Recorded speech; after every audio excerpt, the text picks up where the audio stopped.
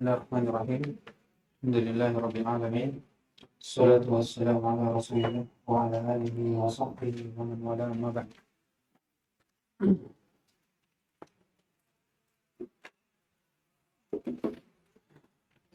Kita sudah selesai dari bahas tentang makna dari kitab tauhid ya. Makna dari tauhid. Baik.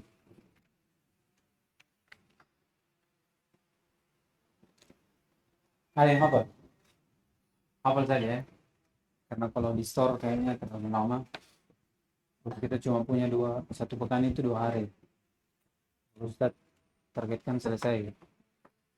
Kemudian kalau bisa ditambah lagi satu kitab. Nanti kalau jadi kalau antum mau hafal, store saya sama teman. Dan saya sarankan ya dihafal ya. Apa? Walaupun nanti lupa Anda masalah ya. Saya saja lupa ini. Hafal tapi lupa. Tapi dihafal saja, insyaallah. Karena ada yang tertinggal walaupun sedikit. Baik. Qala rahimahullah ta'ala bab fadl tauhid wa ma yukaffiru min adz-dzunub. Iya. Telah berlalu bersama kita makna dari bab ya. Itu tempat masuk dan keluarnya sesuatu. Bahas ya. Apakah itu hissiyah, sesuatu yang terlihat atau maknawi. Dan yang inginkan di sini adalah maknawi. Bab dukhul fi fadl tauhid wa ma yukaffiru min adz-dzunub. Pintu masuknya dalam pembahasan di masalah fadl tauhid, tentang keutamaan tauhid dan apa yang menghapus dari dosa-dosa tentang tauhid. Ini disebutkan banyak. Di antara keutamaan tauhid itu adalah Allah Subhanahu wa taala akan mengampuni dosa. Jadi kalau seperti itu berarti dikatakan ini atau khas ala al-am. Keumumannya itu keutamaan tauhid banyak. Di antaranya adalah menghapus dosa orang yang memiliki apa? Tauhid. Tanpa dia meminta ampun kepada Allah Subhanahu wa taala. Jadi bab ini datang setelah penyebutan tentang makna tauhid. Apa itu tauhid? Dengan dalil yang disebutkan oleh musannif rahimahullah. Kemudian datang ini sebagai bentuk bagaimana seorang itu membangun kecintaan, keinginan terhadap tauhid dan berhati-hati dari meninggalkan tauhid. Atau setidaknya berhati-hati dari kesyirikan, di mana kesyirikan ini adalah lawan dari tauhid. Lawan dari tauhid. Kemudian beliau bawakan beberapa dalil dari Al-Quran dan Sunnah. Kata beliau, wa qawlihi ta'ala, alladzina amanu wa lam yalbisu imanahum bi dhulmin ulaika lahumul amnu wa hum muhtadun.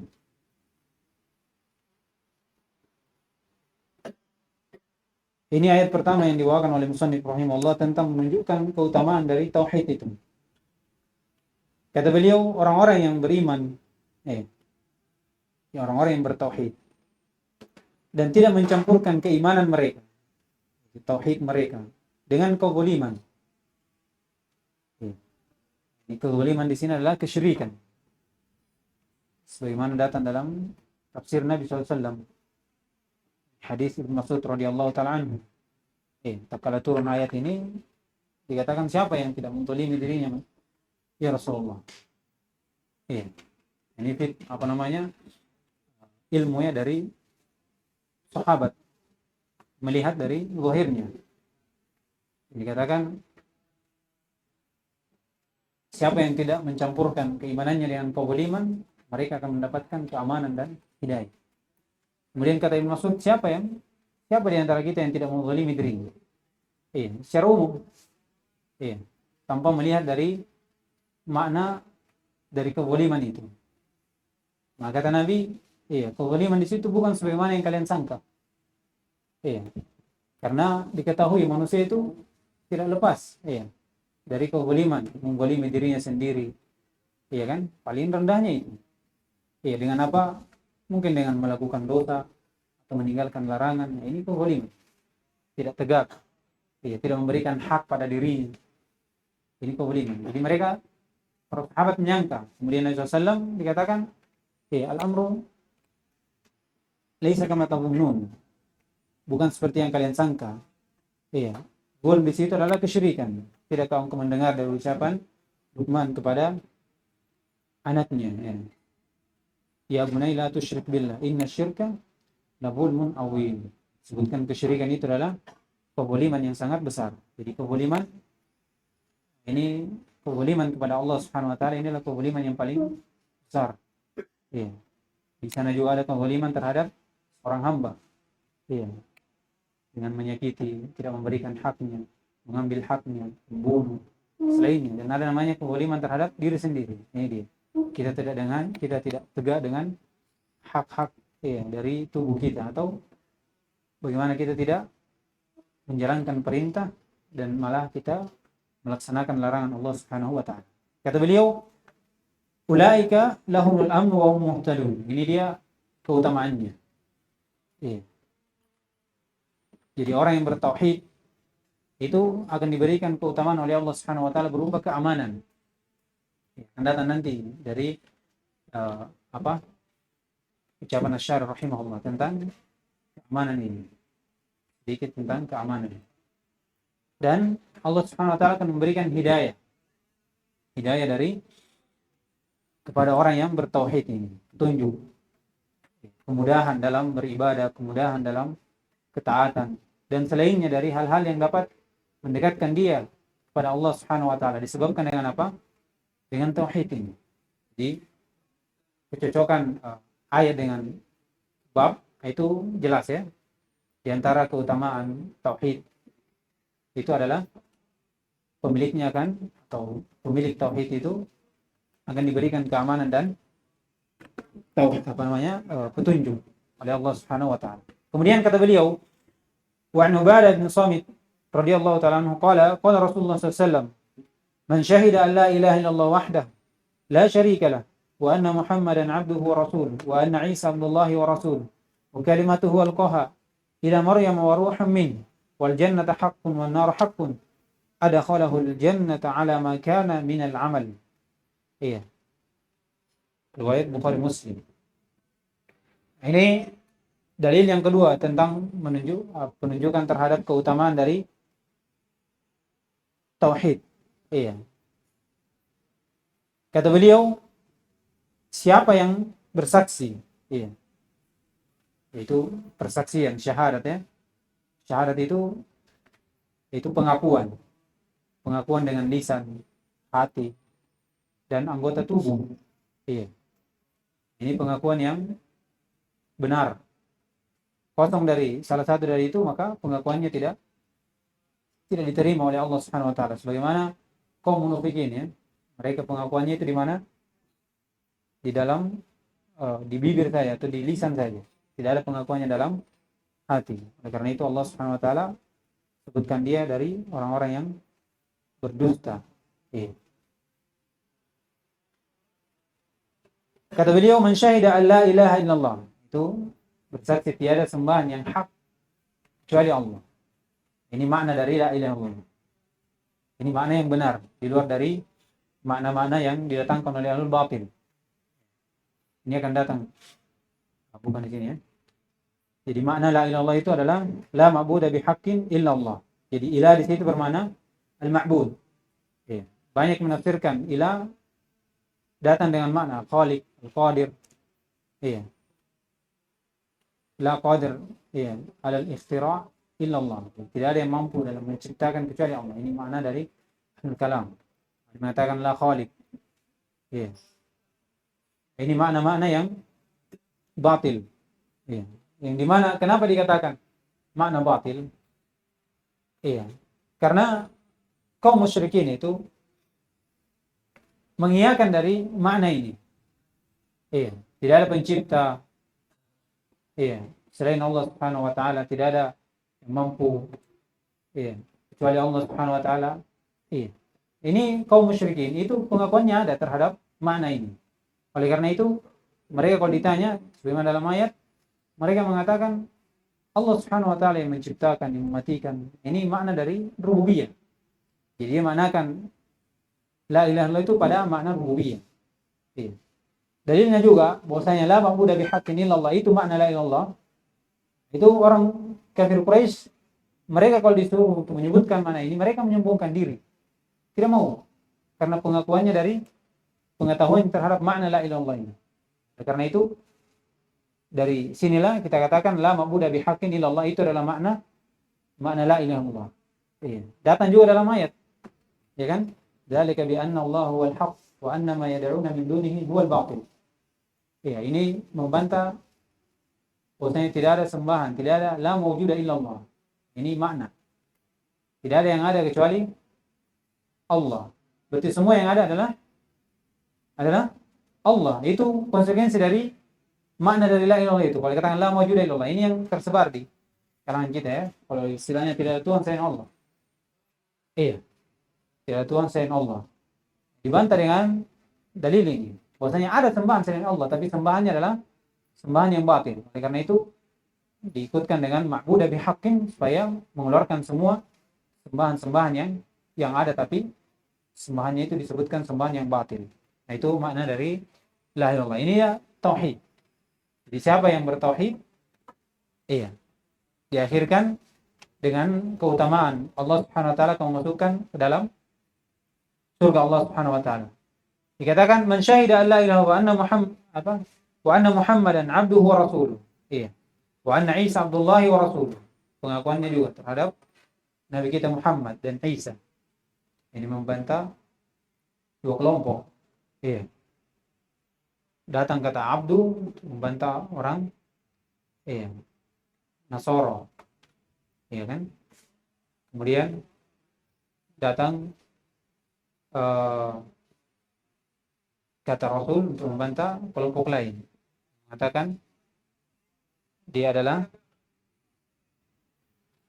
orang yang menafikan atau mendustakan dari Rasulullah SAW. Demikian pula Isa Abdullah wa Rasul. Wa kalimatuhu alqaha, itu kalimat kun yang dilemparkan kepada Maryam. Wa ruhum min. Ya. Ruh dari Allah Subhanahu wa taala.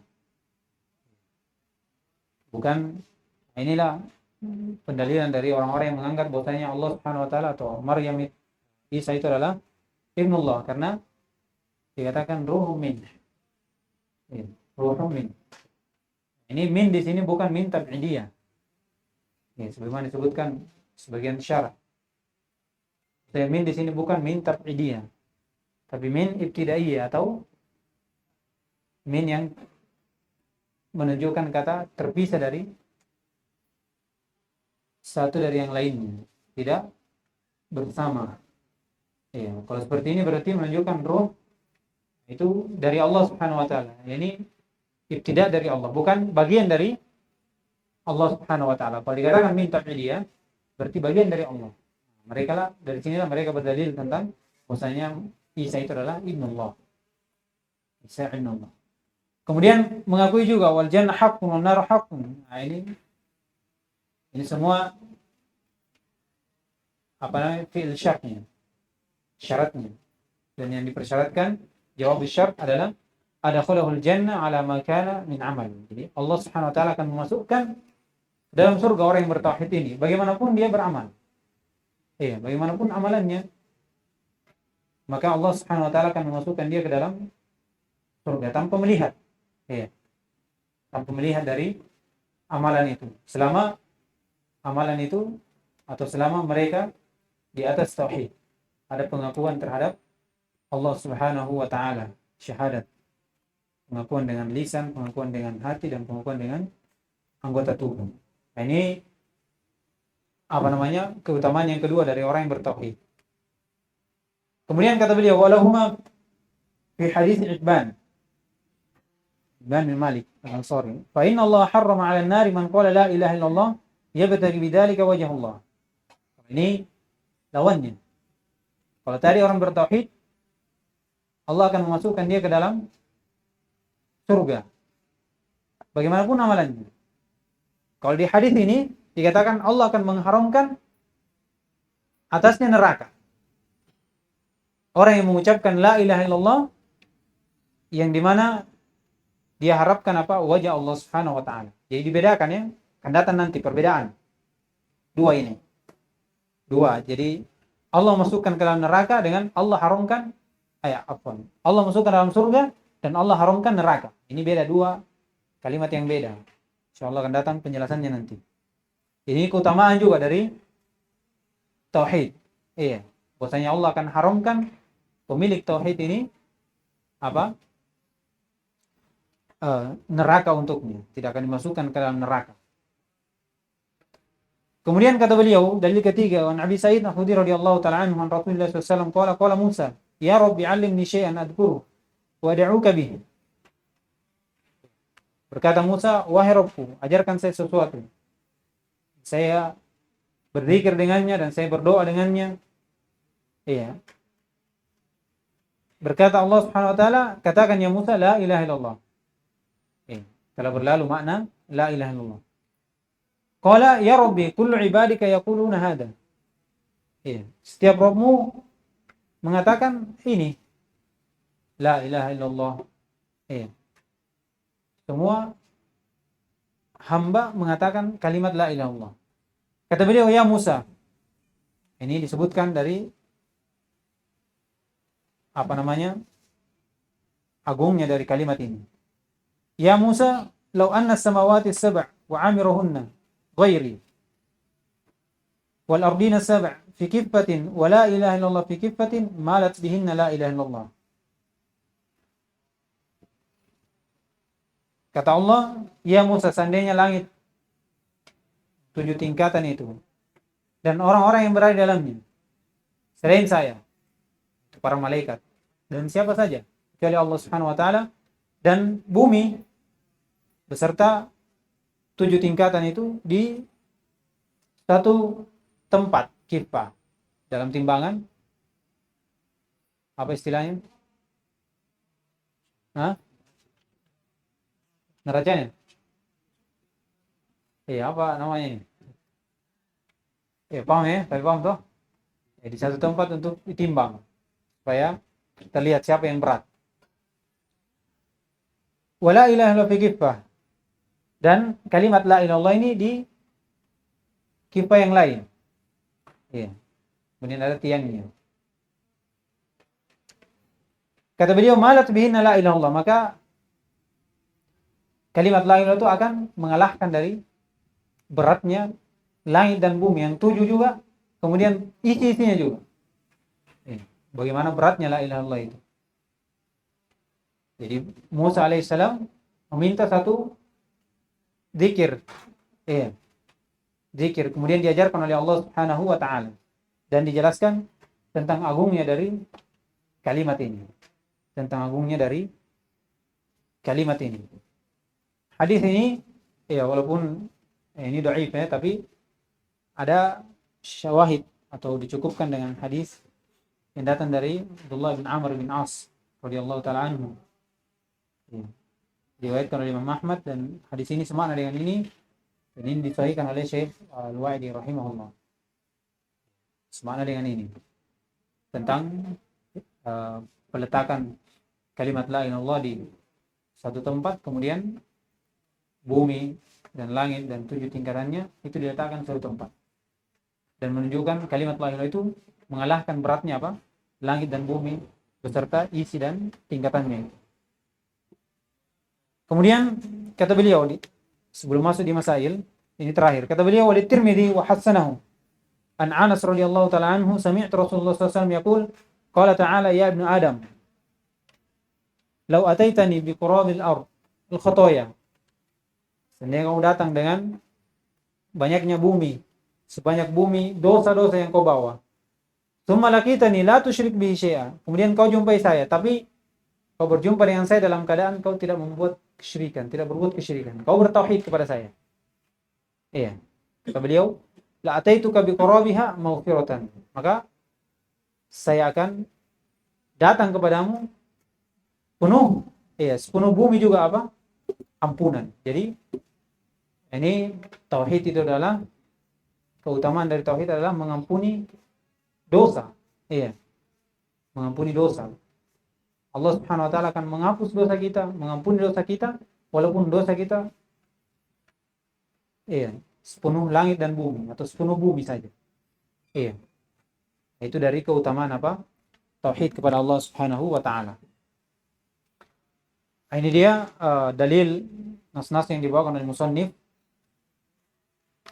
Kemudian kita membahas tentang masail yang disebutkan oleh musannif rahimahullahu taala. Baik, baca dulu masailnya.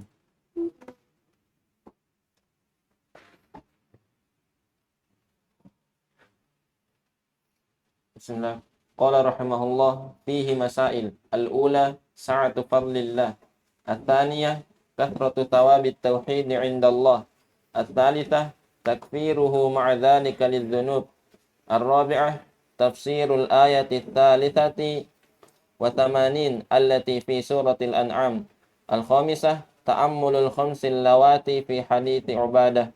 As-sadisah annaka idza jama'ta bainahu وبين حديث عتبان وما بعده تبين لك معنى قول لا إله إلا الله وتبين لك خطأ المغرورين.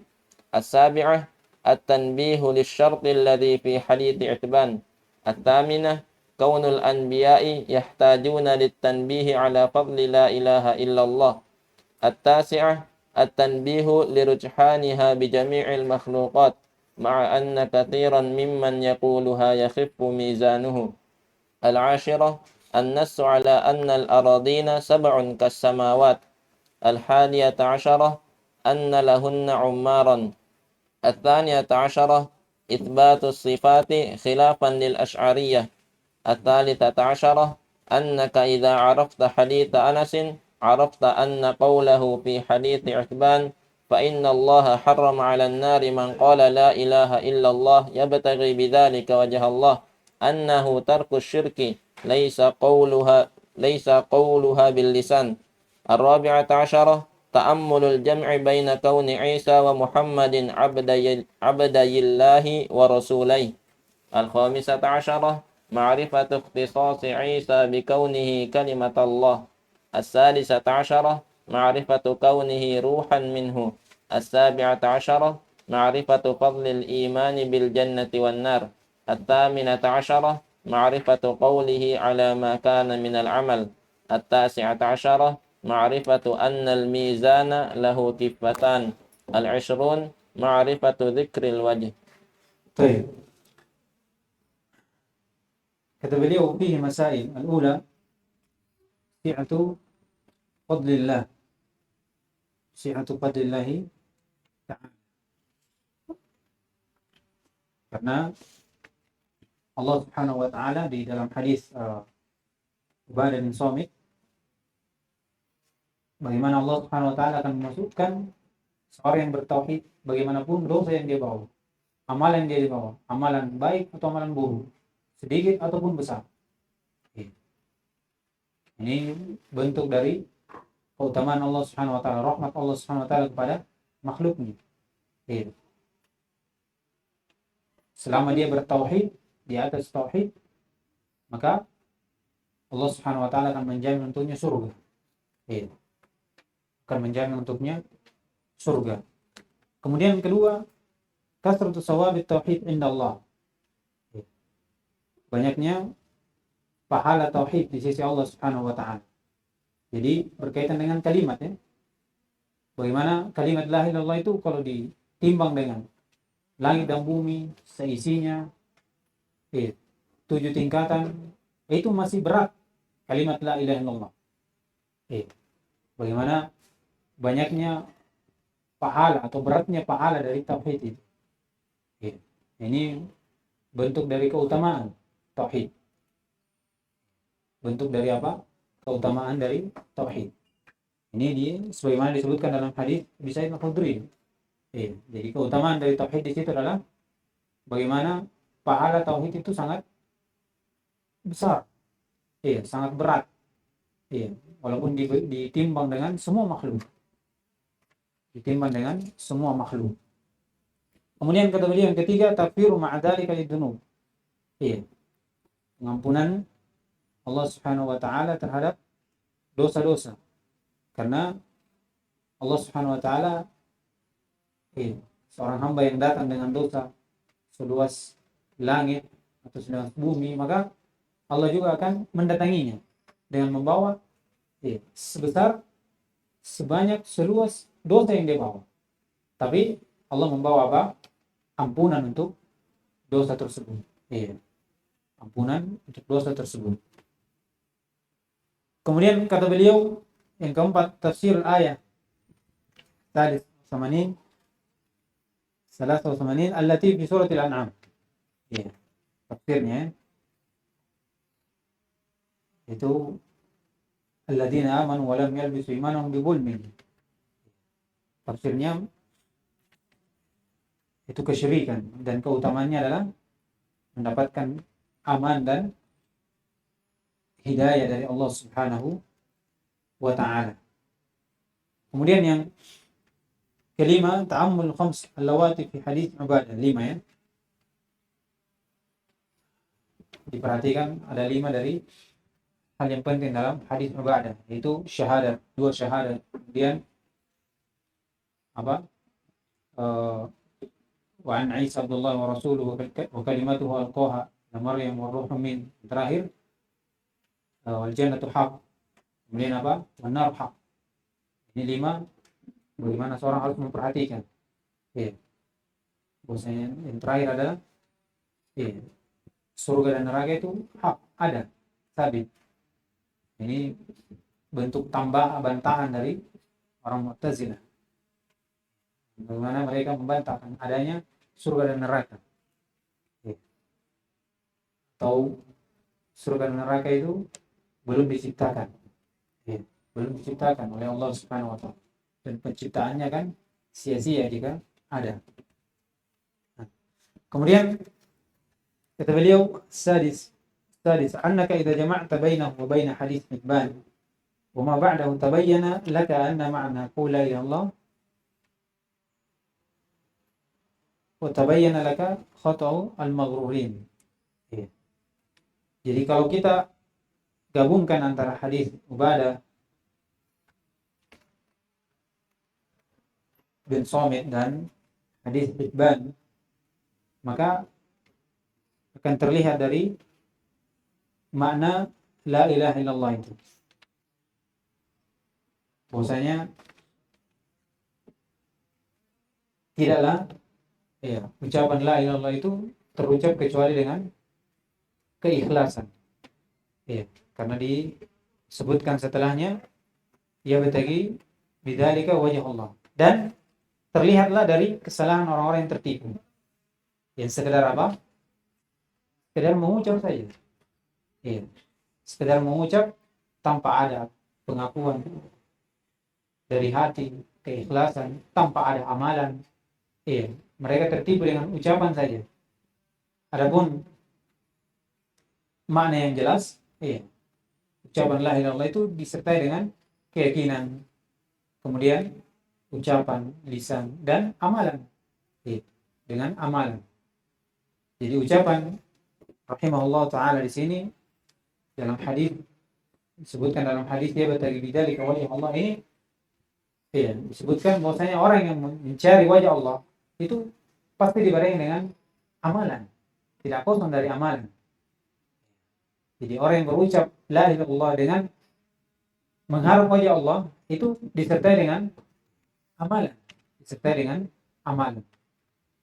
Oleh karena itu, fa inna Allah harrama 'alan nar man qala la ilaha illallah. Yabtaghi biha wajh Allah. Dibedakan. Saya katakan tadi dibedakan. Iya. Yang pertama, ada khalul jannah. Ini bisa saja dia masuk ke dalam surga, tapi sebelumnya dia dimasukkan dulu dalam neraka. Oleh karena itu dikatakan makana alaihi min amal. Jadi dia masuk surga apapun dia amalannya, sedikit banyak, baik buruk, selama dia bertauhid. Tapi kalau dia bawa dengan amalan yang buruk, kemudian Allah tidak ampuni, maka Allah masukkan ke dalam neraka. Dicuci bersih kemudian dikeluarkan, maka hasilnya adalah dia masuk ke dalam surga. Jadi masuknya dia dalam neraka itu dilindungi dari al-khulud. Dilindungi dari al-khulud bin nar. Adapun orang yang diharamkan masuk neraka dengan ucapan la ilaha illallah yabtaghi biha wajh Allah, diharapkan dengan ucapan itu wajah Allah. Bukan sekedar ikhlas, tapi dibarengi dengan amalan. Saya katakan tadi, orang yang mencari wajah Allah itu tidak sekedar berucap, tapi pasti dia barengi dengan amalan. Anggota tubuhnya itu disibukkan dengan amalan. Kalau ini diharamkan, artinya memang dia tidak menginjak apa? Neraka, langsung masuk ke dalam surga Allah Subhanahu wa taala. Jadi dibedakan dua hal itu. Jadi jelas ya dari ucapan beliau. Kalau kita gabungkan, menunjukkan makna la ilaha illallah itu ketika diucapkan tidak sekedar pengucapan, tapi dibarengi dengan amalan. Kemudian selanjutnya at-tanbih bisyart alladhi fihi fi hadis Itban. Syaratnya.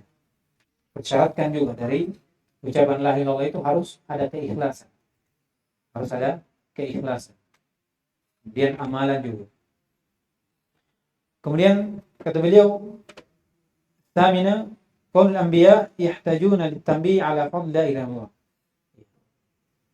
Nabi saja butuh untuk mengingat dari keutamaan la ilaha illallah itu. Dan kita lebih lagi.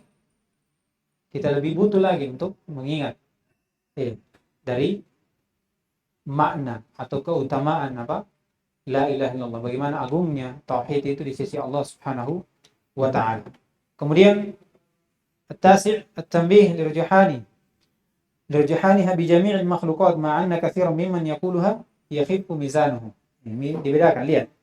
Jadi beratnya la ilaha illallah itu tetap. Sebagaimana Allah Subhanahu wa taala Nabi SAW sampaikan dalam hadis qudsi. Iya kan? Bahwasanya la ilaha illallah itu lebih berat daripada makhluk seluruhnya. Tetapi ma'anna katsirun mimman yaquluha yakhifu mizan. Bersamaan dengan banyaknya orang yang mengatakan, itu kalau ditimbang apa yang dia katakan itu kurang. Artinya apa? Tidak ada yang menafikan bahwasanya kalau orang yang mengatakan la ilaha illallah itu kemudian ditimbang nanti itu masih kurang, masih lebih berat apa? Makhluk. Itu tidak dinafikan bahwasanya orang yang mengatakan ini sekedar apa? Berucap saja. Tetapi pada hakikat makna dari la ilaha illallah itu memang apa? Berat. Berat.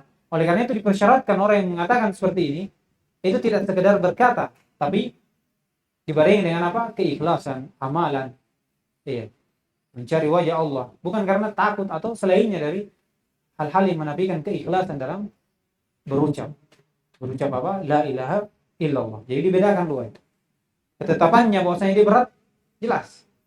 Tapi kalau ada orang bersamaan orang banyak mengatakan tapi masih ringan timbangannya, itu tidak disalahkan bahwasanya la ilaha itu ringan, tidak, tapi dilihat dari orang yang berbicara, bukan dari pembicaraannya. Yang diucapkan berat. Tapi orang yang berbuat ini siapa dulu? Dilihat dulu. Apakah orang ikhlas ataukah orang yang ria? Kalau dia ikhlas jelas sebagaimana dipersyaratkan, tapi kalau dia karena ria, karena takut, maka apa yang diucapkan itu tidak seperti hakikatnya yang Nabi SAW sampaikan dalam hadis. Kemudian yang selanjutnya nasm al-anal ardi sab'un kas-samawat. Kemudian selanjutnya anna lahunna ammar atau ummar, jadi penduduk memiliki penduduk. Kemudian selanjutnya isbatus sifat khilafan lil al-asy'ariyah, itu sifat al-wajh. dari Allah Subhanahu wa taala. Iya. Berbeda dengan apa? Syariat. Menampakkan sifat di situ bukan sifat, tapi kalau dikatakan ya bertagi biha wajah Allah, ya bertagi biha sawab Allah. Dia tafsirkan dengan atau iradatis sawab. Kalau Mu'tazilah dikatakan sawab, langsung dia ganti. Kalau ma'ala syair tidak, dikatakan iradatis sawab. Jadi dia masih ikutkan sifat iroda. Iya. Sifat apa? Iroda. Ini dua perbedaan dari dua kelompok. Kalau Asy'ariyah dikatakan iroda ya, jadi ganti iroda dengan wajah. Karena dia tetapkan sifat iroda. Datang nanti di Qaulul Musnad.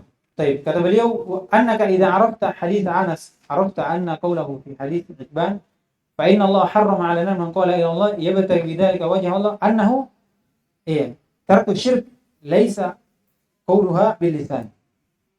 Jadi sebagaimana yang saya sebutkan tadi, ya kan?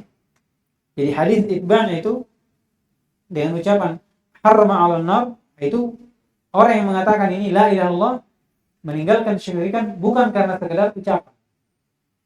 Dengan lafaz setelahnya ya bertagi biha wajah. Jadi dia bukan sekedar ucapan, tapi berucap dibarengi dengan apa? Amalan. Iya. Saya katakan tadi ya bertagi biha wajah Allah. Orang yang meminta mengharap wajah Allah itu tidak sekedar harapan, tapi dibarengi dengan amalan. Pasti dia lakukan amalan. Iya. Pasti dia lakukan amalan.